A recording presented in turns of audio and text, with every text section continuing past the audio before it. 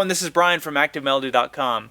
Well, in this week's guitar lesson, we're going to take a look at a bluesy rock composition that I'm playing both the rhythm and the lead parts on an acoustic guitar. Now, you can do this on an acoustic or electric, so either one will work, but I wanted to create something where you could play a really cool little hook that you repeat over and over again on acoustic guitar. This is inspired by Warren Haynes. I've been listening to a lot of Warren Haynes lately, and so I came up with this thing on acoustic guitar the other day and put together a whole jam track. Now in this video we're going to take a look at just the rhythm part, and the rhythm part you might not have noticed in the intro when I played through it, but it's really cool. In fact, I'm going to play it on its own just so you can hear what we're going to learn. If you'd like to watch the part 2 video where you can learn how to play the lead part as well as download the MP3 jam track so that you can practice along, it helps with your timing. It'll be great for this rhythm track. It's also great for the lead track.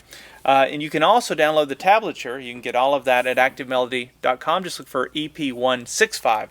So let me go ahead and play through the rhythm that we're going to learn, and then we'll jump into specifics and I'll explain how to do it.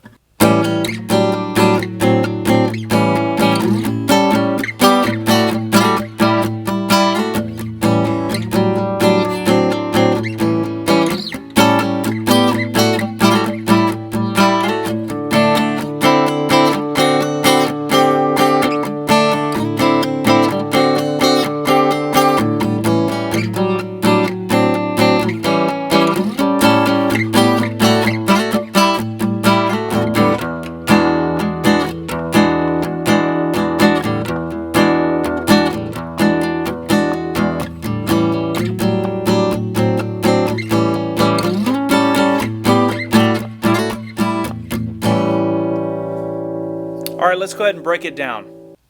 Alright, so your takeaway at the end of this lesson, I want you to be able to improvise with these patterns I'm about to show you. And it's something you can do over an A chord. I'm going to show you how to do it over a D chord as well.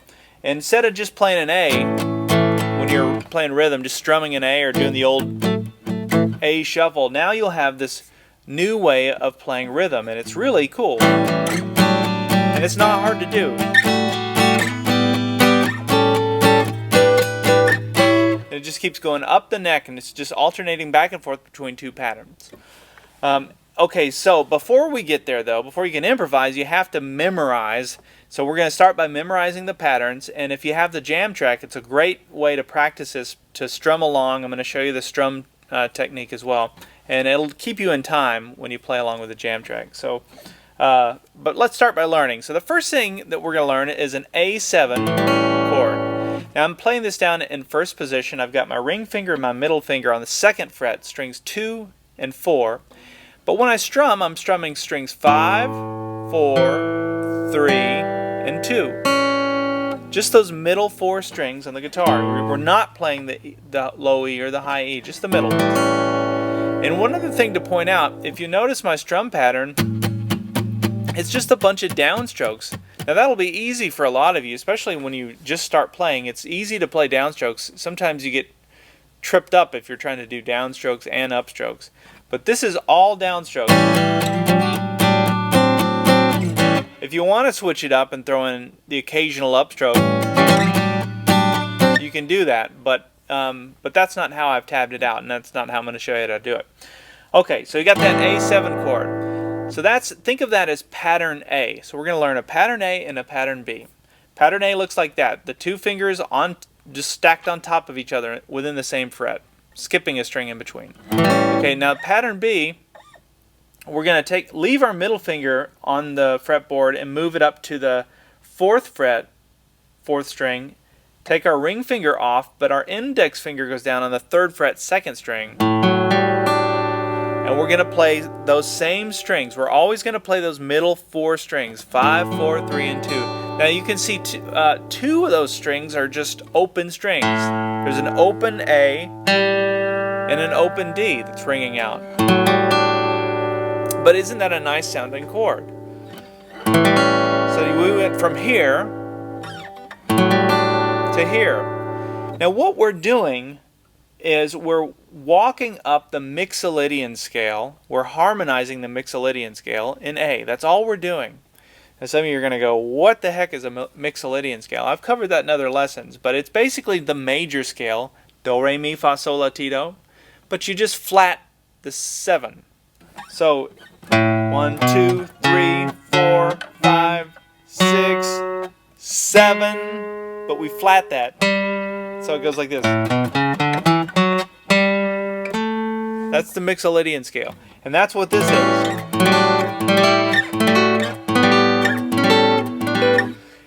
So it gives it a little bit of more of a bluesy feel when you flat that 7. That's all you do to get to that mixolydian scale.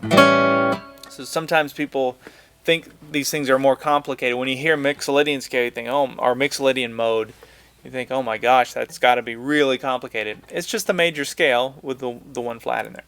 Okay, so we got pattern A and pattern B. Now we're going to go back to pattern A, where we got the 2 fingers in the same fret. So I've got my ring finger. Now notice my middle finger stays down the whole time. That's key. Makes it easy, because it becomes kind of your feeler. It's feeling the next place to go. So you got these two, then you got, we're in the 5th fret now, so the middle finger and ring finger are both in the 5th fret, strings 2 and 4.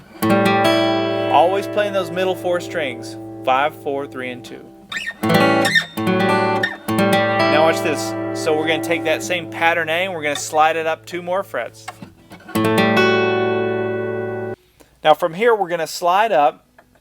Our middle finger goes up to the 9th fret on the 4th string, and our index finger comes down on the 8th fret 2nd string. Again, just those middle 4 strings. Don't these chords sound cool with those 2 strings ringing out, the D and the A? It just sounds, gives it a really nice feel. Now we're going to take that pattern and slide it up 2 frets. And then if we keep going, and we want to keep going, we're going to go back to pattern A on the 12th fret. And then slide that up 2 frets. And you can see it just keeps going infinitely. So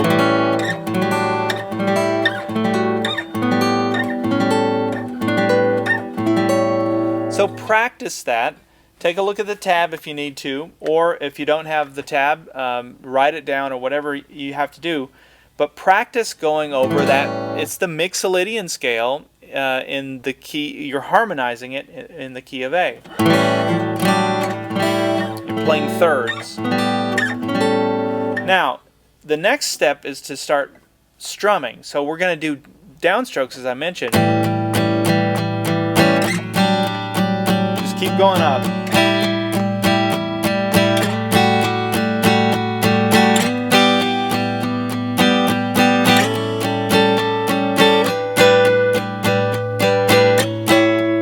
Isn't that cool? Now you could take any of those little positions that we just learned up the neck, and you can go right to them and start improvising in that way. And that's all I did to come up with this rhythm. Now there's let's go back to, so that's the little scale that we're working within.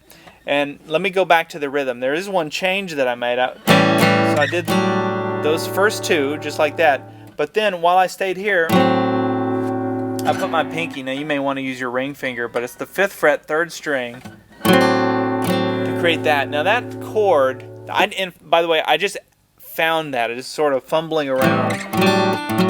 It wasn't like I was, composing with theory or anything. It was just kind of noodling around. Put my pinky down there and thought, wow, that sounds kind of cool. What that is, that's a D7 chord with an A in the bass. So that's all it is. But I just thought that sounded cool. Now, when you're playing, if you listen to the jam track with the full band, it gets a little hard to hear that chord because the piano is doing something different, but it's there. So after that, we're back to the A7 down here. So it's just made a little loop there. Now let's look at that strum pattern. We're going, think of it this way. If I take out, if I play just the emphasized notes, it's like this.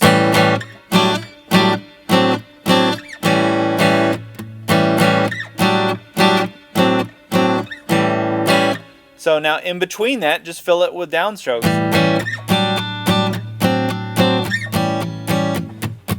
See, my right hand never stops moving. It's just it's like I'm playing drums right now. That's all I'm doing.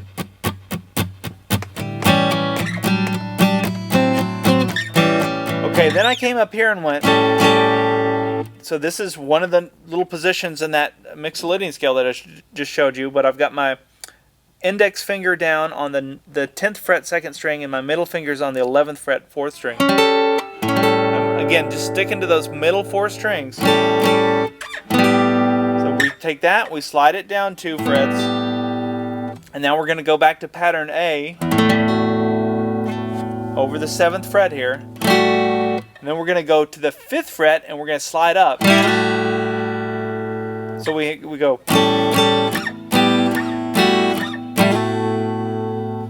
back to the 5th fret. And then I conclude by coming up to the 7th fret, or conclude the A part.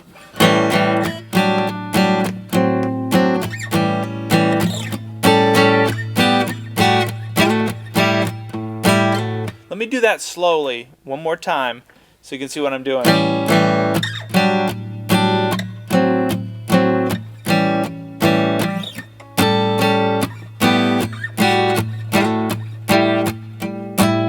You can see in between each of those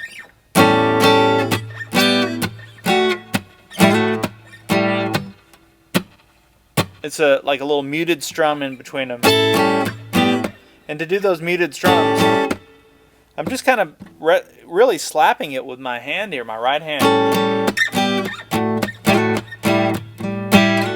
And it feels comfortable. It feels just like I'm just tapping a table, you know, that's what it doesn't feel forced. Okay, so that goes, I go through that twice. Then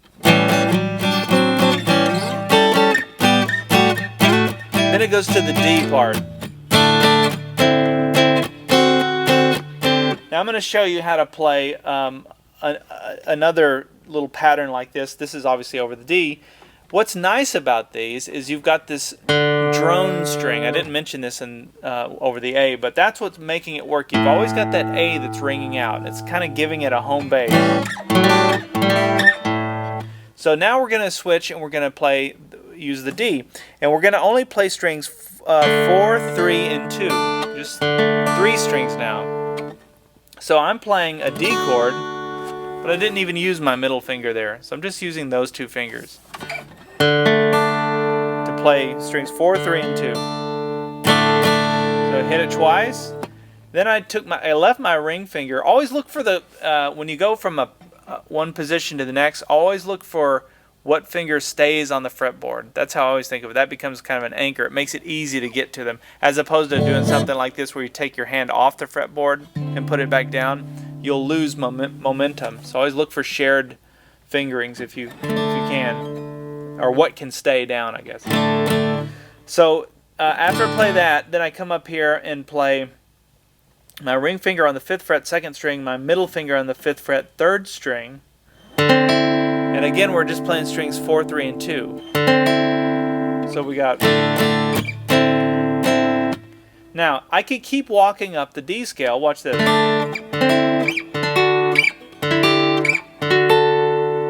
It's just the major scale there.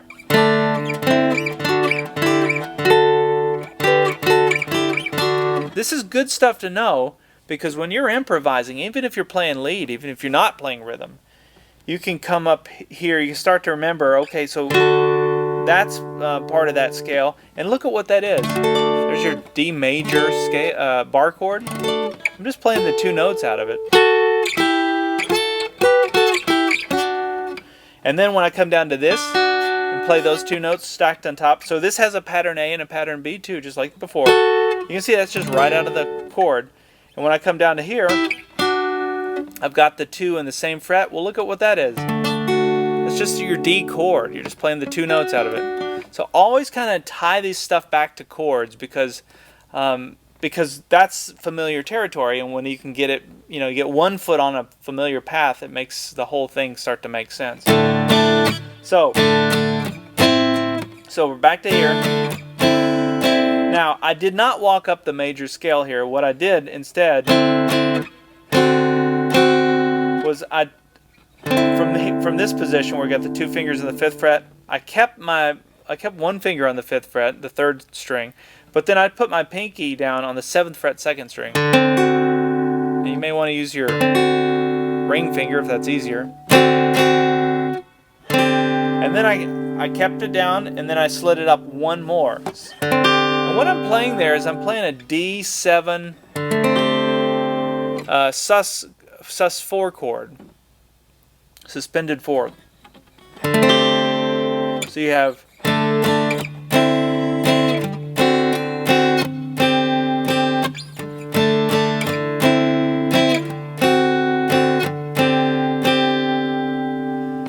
so just remember that when you're playing a D, if you're playing rhythm, you've got a couple of different places you can go, and you can keep going. Remember where all the way up to the D major bar chord, using the E chord shape. You can go all the way up there, and you can keep going too. And once you kind of start to memorize where you've got these little harmonies, it makes playing rhythm so much easier and so much more fun, because you're not just stuck going. You can start.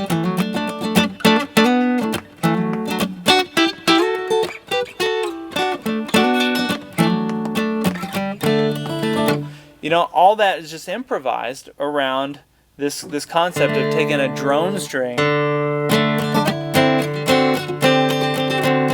and letting it ring out while you noodle around and play some harmonies. Okay, let's back up. We got the A part.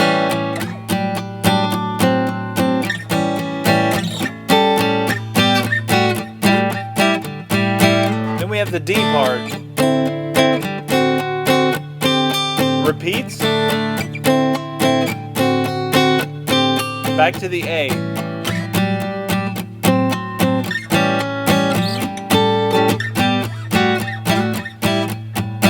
So then I go to the E part. It's an E9. And the way I'm making that chord, I've just got the low E string ringing out, that drone string. I've got, and what I'm playing right here on, that would be my middle finger and ring finger on the 7th fret. I'm playing like a D7 chord shape, but I'm playing it here, and that's how I think of getting to this. Middle finger, ring finger, 7th fret. That's the 5th string and the 3rd string. I've got my my index finger down on the 6th fret, 4th string. And then I put my pinky down on the 7th fret, 2nd string to play that note. And when you play it along with the open 6th string, you got this really nice chord. And the way that I strum this was like this.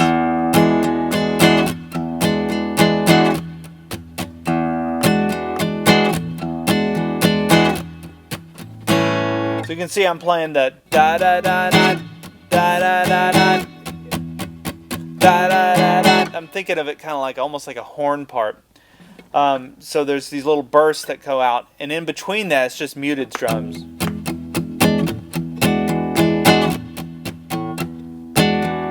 And then we go right back to the A.